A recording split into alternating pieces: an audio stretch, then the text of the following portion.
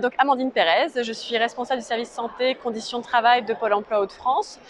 Pôle emploi Hauts-de-France, 5000 salariés répartis sur 85 agences. Donc voilà, en charge de la santé, des conditions de travail des collaborateurs. C'est une démarche qu'on a enclenchée là depuis un bon 2 ans au sein de Pôle emploi, ce qu'on appelle performance par la confiance. Et donc comment j'intègre le collaborateur dans la performance de nos agences en tout cas.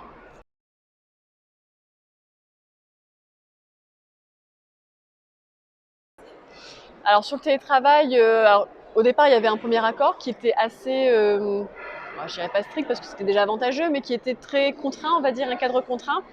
La crise sanitaire nous a ouvert beaucoup de portes puisque c'était du 100% télétravail pour tout le monde, et donc une nouvelle modalité d'animation de réunion par exemple, de contact avec les collègues, avec son manager.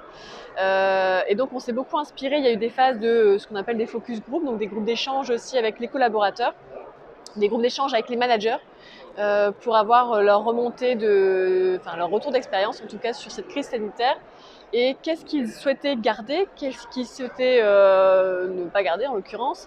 Donc on est parti de ce retour d'expérience pour identifier finalement quels sont les points qu'on souhaitait garder, voire même développer au niveau du télétravail, donc beaucoup plus de souplesse en l'occurrence. On s'est aperçu que on pouvait fonctionner, en tout cas en télétravail. Alors 100% c'était compliqué parce qu'on a une notion d'accueil de public au sein de nos établissements, mais néanmoins comment on peut aussi accompagner nos collaborateurs sur la visio par exemple, ou les moyens à distance en tout cas de contact auprès des demandeurs d'emploi. On a beaucoup questionné les collaborateurs, les managers sur leur retour d'expérience, qui nous ont dit finalement ça fonctionnait très bien, et le fait d'être plus souple, donc on a vraiment détendu le prochain accord qu'on va avoir sur plus de souplesse au niveau du nombre de jours, au niveau de l'organisation du travail. Le précédent accord était très contraint sur des jours fixes par exemple, et quelque chose qui était prévalidé par le manager. Là on s'oriente plutôt vers des jours à la demande du collaborateur, placés en fonction de sa propre planification. Donc c'est aussi laisser plus d'autonomie et responsabilisation aussi, de responsabilité auprès du collaborateur.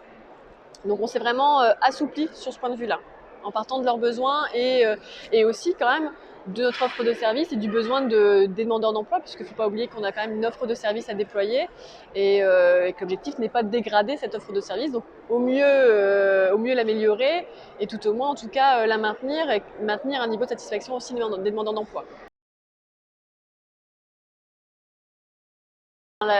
La clé de voûte chez nous, c'est quand même le manager qui est en responsabilité de la santé, de la sécurité de ses collaborateurs.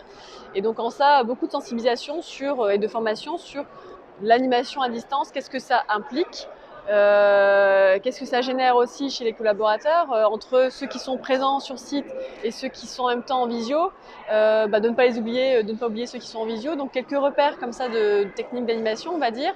Et puis sur le maintien du lien, c'est pas parce que mon collaborateur n'est pas présent sur site que je l'appelle pas, ne serait-ce que pour dire bonjour. Donc c'était ça aussi. Alors ce qui s'est beaucoup produit pendant la crise sanitaire, et notamment pour éviter l'isolement de certaines personnes, c'était juste le contact, j'appelle et je dis bonjour, je prends des nouvelles, est-ce que tout va bien, parce qu'effectivement je n'ai pas cette notion de voir tiens il y a une drôle de tête, j'ai pas ces signaux faibles en tout cas que je peux percevoir en physique, donc j'ai que le téléphone ou la visio qui peut me le permettre, donc d'avoir ce temps d'échange un peu ritualisé aussi, alors en individuel avec les collaborateurs mais aussi en collectif.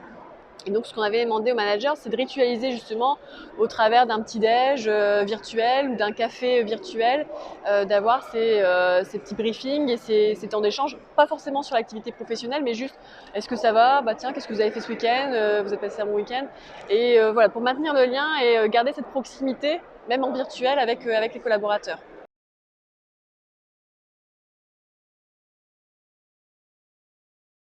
On s'est pris 6 ou 7 points de plus sur justement la qualité de vie au travail. On a un indicateur qualité de vie au travail qui a augmenté au cours des 2 dernières années. Alors c'est pas que, mais en tout cas on peut rapprocher ça avec cette démarche de performance par la confiance, management par la confiance, et donc finalement de mettre le collaborateur au cœur de l'analyse et de la proposition de solutions, parce que c'est eux qui portent quand même les dispositifs, les projets auprès des demandeurs d'emploi des entreprises et qui prennent la température au quotidien. Et c'est vrai que je pense que c'est un des meilleurs moyens en tout cas de pouvoir répondre aux besoins de nos demandeurs d'emploi, donc de nos usagers, on va dire, et en même temps de leurs conditions de travail à eux, donc de les mettre au cœur de la réflexion. Alors j'évoquais beaucoup d'enquêtes, on va dire, enfin beaucoup, en tout cas des enquêtes biannuelles qui sont réalisées sur le climat social, sur les conditions de travail, qui nous permettent de sonder finalement nos collaborateurs sur ces dimensions.